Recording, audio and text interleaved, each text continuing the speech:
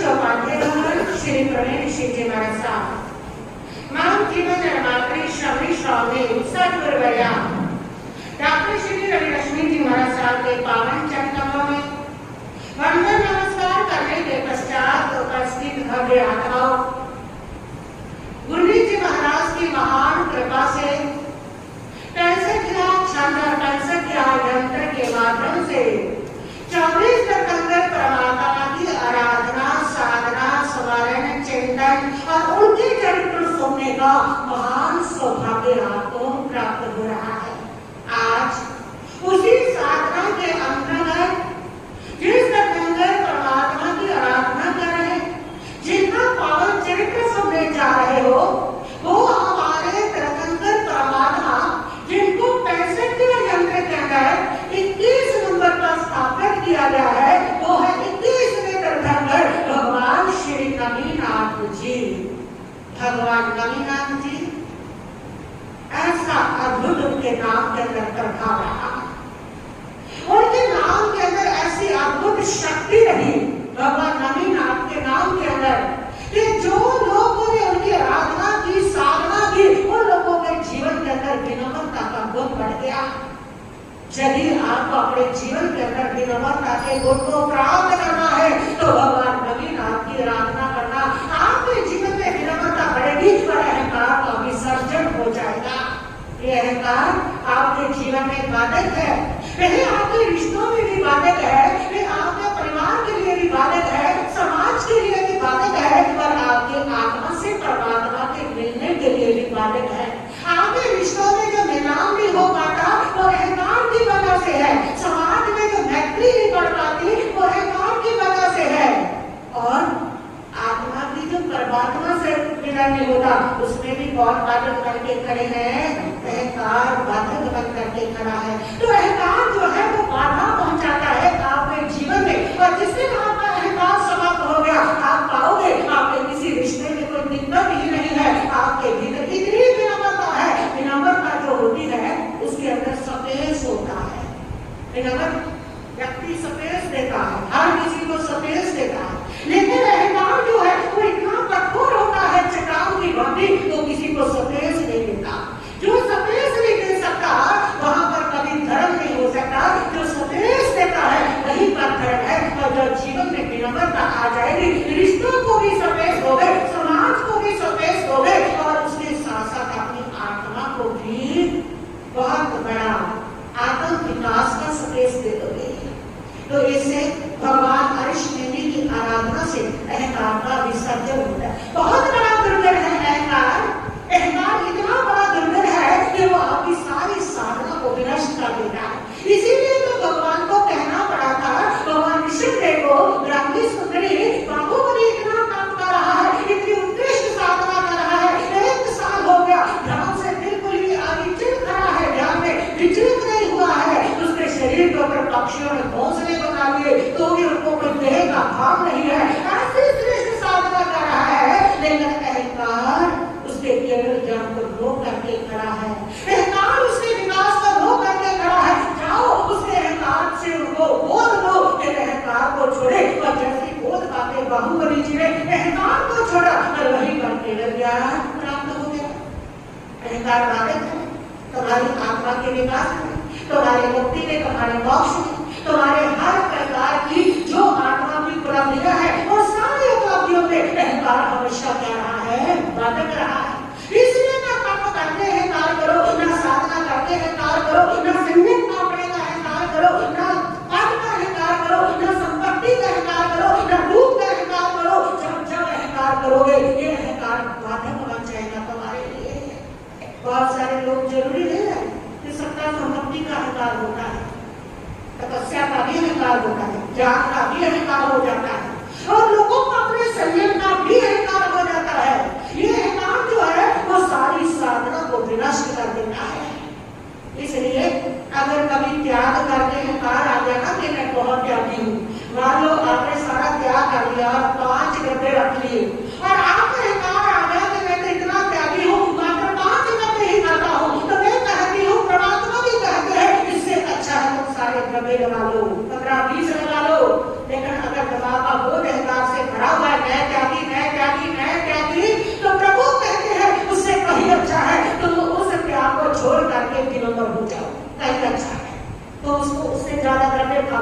कम से कम वो अहंकार का तनाव तुम्हारे ऊपर जाएगा जो तुम्हारी साधना को बर्बाद करता है। तो भगवान नवीनाथ जी की वो साधना है जिसकी आराधना करने से हमारे भीतर विनम्रता का गुण बढ़ता है, इसलिए तत्वों का स्मरण किया जाता है, इसलिए तत्वों की साधना की जाती है कि इनके जो आत्मिक गुण है, इनके जो नाम के जो प्रभाव है, जो गुणों के प्रभाव है, वो हमारी आत्मा में आए और हमारी आत्मा का विकास हो। और जब कभी आपको लगे, जिन लोगों को लगता है कि उनके बहुत शत्रु है, दुश्मन है और वो उनको परेशान कर रहे हैं, और बहुत सारे लोग हैं उनके पीछे जो उनकी टांगों को खींचते हैं, जो उनके विकास नहीं करने देते, बहुत सारे ऐसे लोग हैं आपके जीवन में जो कदम कदम पर आपको परेशान करते हैं। ऐसी स्थितियां जब भी आपके जीवन में है तो भगवान नवीनाथ की आराधना करना। वो सारे आपके शत्रु, वो सारे काम खींचने वाले, वो सारे के सारे परेशान करने वालों के भीतर आपकी साधना से अद्भुत परिवर्तन आएगा और वो आपकी तरफ मैत्री की प्रेम का हाथ बढ़ाने लगेंगे। आप आश्चर्यचकित हो जाओगे, कल तक मेरे जान के दुश्मन थे और आज मेरे से मैत्री कर रहे, आज मेरे से प्रेम कर रहे और आपको उनका सम्मान मिलने लगेगा। जब आपको लगता है बहुत लोग आपको अपदेश देते हैं, बहुत लोग आपका सम्मान नहीं करते और आप दुखी हो, भगवान नवीनाथ की आराधना करो तो आपको सम्मान इज्जत सब देने लगेंगे, तो आपके प्रति झुक जाएंगे।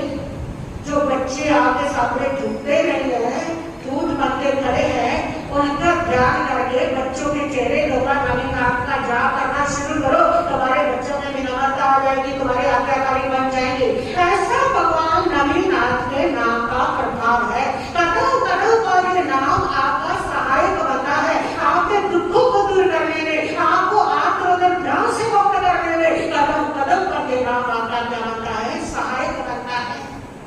और ऐसी शक्ति उस परमात्मा में कैसे आती है, इस नाम के अंदर कौन थे वो पूरे ब्रह्म में ऐसी साधना की थी उन्होंने। पूरे ब्रह्म में भगवान नवीनाथ की जो आत्मा थी वो कशंबी नाम का नगर था और उनके पिता थे पार्थिव राजा, उनके जहाँ पुत्र के रूप में जन्म लिया था और राजकुमार ने नाम था सिद्धार्थ।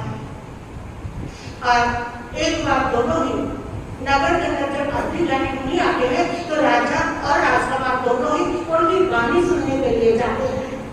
परमात्मा कहते हैं जब भी नगर के अंदर परमात्मा की वाणी कोई सुना रहा है तो सुनो, बार बार सुनो, क्योंकि सुनने से ही कल्याण होता है, सुनने से ही विकास होता है, सुनने से ही पता चलता है, सुनने से ही कर्म की निर्जरा होती है, पुण्य क्या है पाप क्या है ये सारा सुनने से ही होता है। सुनने से ही रोहिणी का कल्याण हो रहा था, चलते चलते सुना था, सुनना नहीं चाहता था, फिर भी दो शब्द सुन लिए और वही दो शब्द रोहिणी के बंधन तोड़ने में क्या हो गए, कामयाब हो गए। इसलिए प्रभु कहते हैं सुनो, बार बार सुनो जिन वाणी को, और कितना उत्साह होना चाहिए उसके प्रति, ऐसा जोश, ऐसा उमंग होनी चाहिए कि अगर कहीं भी जिन वाणी है मैं उसको सुनूं। ऐसी उमंग अगर जिन वाणी के प्रति तुम्हारी जागृत होगी तब बुद्ध की पुण्य प्रवृत्ति तक का बंद हो जाता है।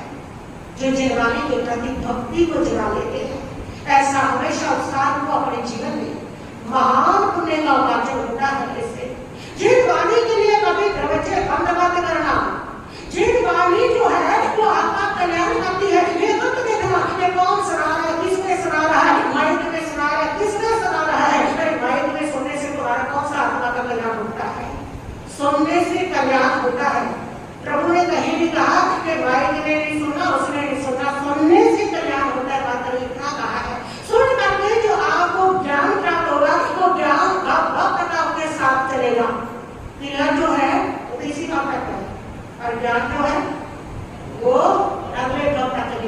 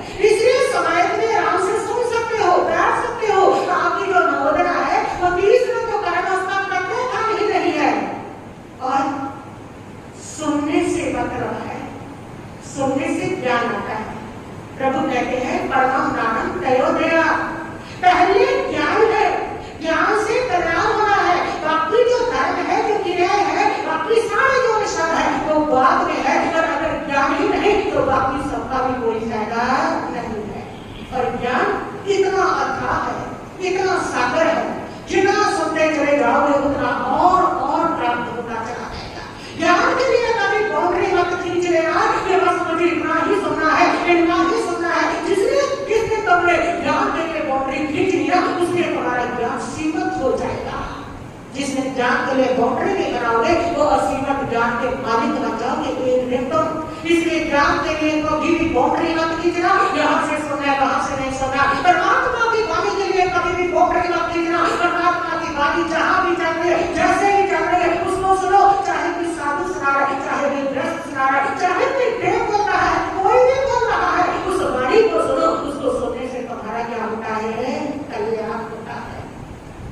सुनने के लिए जाते हैं और उस समय उस अवधि जाने मुनि ने कहा उनको, राजा सिद्धार्थ तुम तो चरम शरीरी हो, तुम इसी भव्य गांव से जाने वाले हो और तुम्हारे पुत्र जो सिद्धार्थ है ये तीसरे भव्य तीर्थंकर बनेंगे और बड़े भव्य क्षेत्र में ये तीसरे तीर्थंकर होंगे। उस समय का नाम होगा नवीनाथ।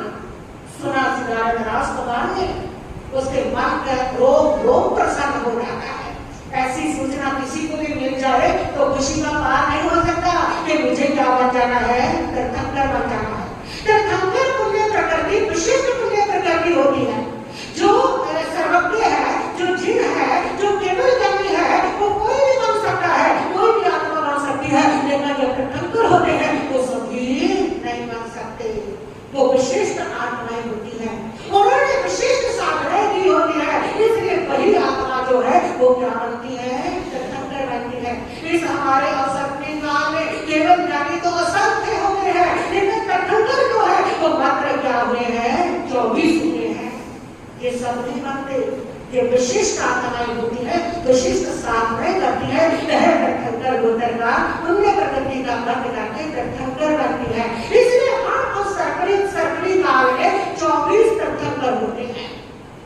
तो इधर बड़ी प्रसन्नता, बड़ी खुशी, मन के अंदर ऐसा उत्साह, ऐसी डोर, मैं तीर्थंकर हो जाऊंगा। और उस समय को सुनता की प्राप्ति होती है और जो उनके पिता है उनको भी खुशी होती है। कौन पिता होगा जिसको खुशी नहीं होगी? उसके पुत्र का जो भविष्य है वो इतना उज्जवल है, पिता को भी बहुत खुशी होती है। और पिता जो है उनको विरक्ति भी होता है, दीक्षा देते हैं, उसी को अपने चरण शरीर के मोक्ष जाते हैं और राजा सिद्धार्थ राज्य का संचालन करते हैं। फिर उनको विरक्ति आ जाती है, उसी राज्य से दीक्षा लेते हैं। दीक्षा लेकर के महान तपस्या करते हैं। उस तपस्या में एक और व्रत ग्रहण किया है। जितने भी बीमार मुनि है, जितने भी अज्ञान मुनि है, उन सारे मुनियों की सेवा करनी है। और एक व्रत और ग्रहण किया है कि वहां पर शरत लगाया है कि जितने भी मुनिजन है उन सारे मुनिजनों की गोजी लेकर के आनी है। कितनी विशिष्ट साधना है। वो भी उत्कृष्ट भावों के साथ, वो भी बड़बड़ करके नहीं मेरे सारा बोझ मेरे सर पे पड़ गया, सारा काम मुझे करना पड़ता है। इस भावों के साथ करोगे तो कर्म बंद ही बंद है।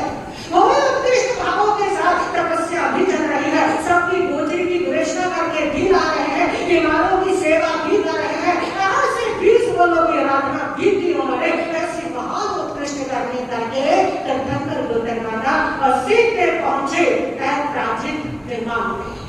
प्राचीन के विमान में देवलोक में पहुंचे। उस प्राचीन के विमान में एक और देव थे, उनका नाम भी प्राचीन ही था।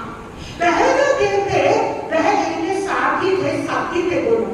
वह देव महाबले क्षेत्र के भावी तीर्थंकर थे और भगवान नवीनाथ की जो आत्मा थी ये इस भक्त क्षेत्र के भावी जाते तीर्थंकर थे। एक ही विमान में दो भावी तीर्थंकर विराज रहे थे। देखो कैसा उनका आपस में आत्म स्वरूप की चर्चा होगी। इस प्रकार उन्होंने आत्म स्वरूप के विकास के लिए चिंतन किया होगा, मनन किया होगा, अपनी आत्मा के स्वरूप के रस का पान किया होगा और वे दोनों साथ साथ रह रहे थे। और जो भावी क्षेत्र के तीर्थंकर के प्राचीन देव और वह जो देव है उनका जब आदेश पूरा होता है तो महाबले क्षेत्र में सुसीमा नगरी में जाकर के वह जन्म लेते हैं और 64 इंद्रों के द्वारा उनका जन्मोत्सव होता है। और उसके बाद वो बड़े होकर के दीक्षा लेते हैं, साधना करके केवल ज्ञान पाते हैं। और इधर नवीनाथ सिद्धार्थ राजकुमार की जो आत्मा थी उनका भी देवलोकाधीश जब पूरा होता है तो वो जन्म लेते हैं आकर के मिथिला नगरी के राजा है विजय। उनकी श्रीमती का नाम है तुंगरा।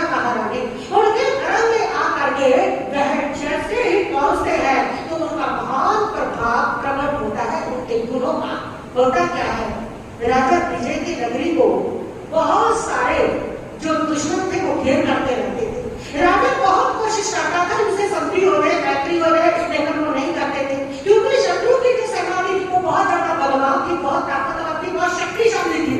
और राजा जो थे वे बड़े परेशान थे, सबने घेर रखा था, संधि कर नहीं रहे थे, उनको लगता था मित्रों को जीत लेंगे। लेकिन जैसे भगवान धर्म पे आए, माँ ने 14 सपने देखे, और उस समय जो माँ है वो छत के ऊपर जाती है और जाकर के नगर को देख रही थी। सेना की दृष्टि उस माँ की उस सेना के ऊपर पड़ती है जो नगरी को घेर करके बैठे हैं, जो अड़ करके बैठे हैं कि नगरी की जय विजय करनी है, संधि करनी नहीं है। वे सामने जो राजा जो शत्रु सेना है वो चारों तरफ से घिरी, और माँ की सहज दृष्टि गई।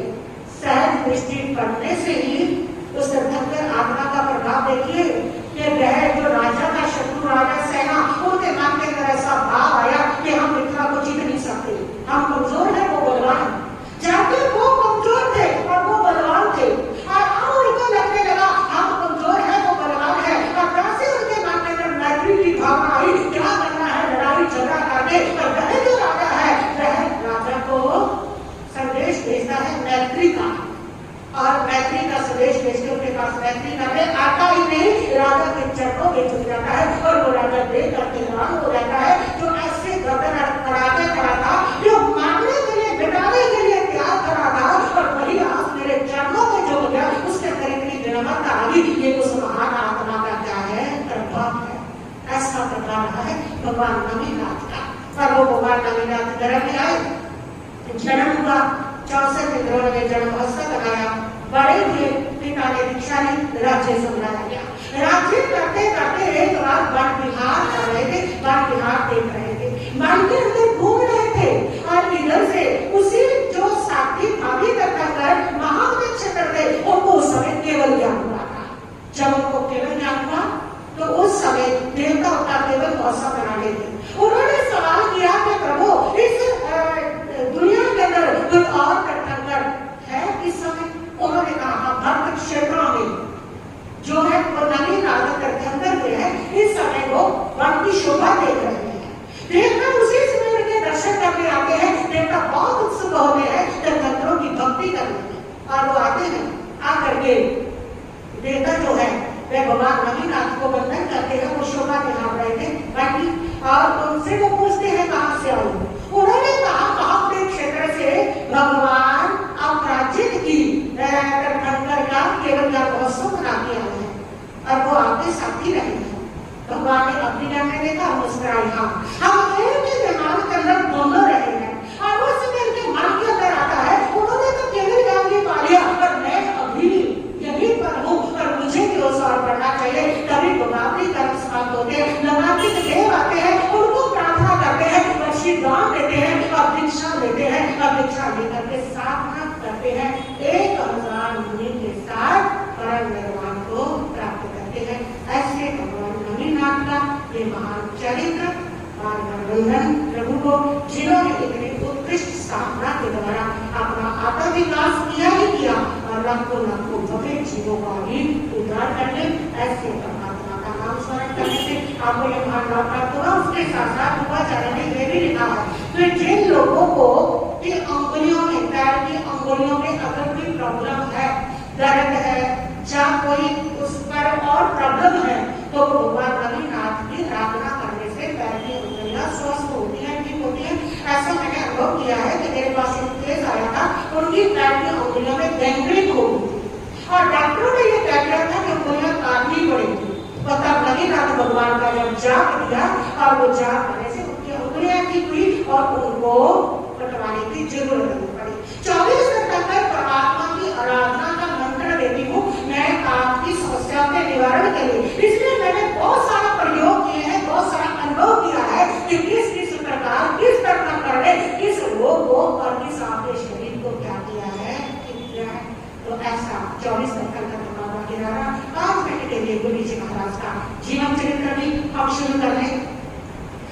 सुना था कल आपने कि माँ ने स्वप्न देखा, दिव्य चेतना गोद में आए, उसकी आशा में आखिर गुस्सा में आ गया।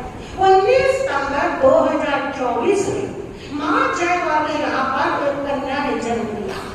जैसे ही उस कन्या का जन्म हुआ, पिता जयकौर को थोड़ी से कुछ सूचना मिलती है, खुशी की सूचना मिलती है और उससे उनका मन प्रसन्न हो जाता है।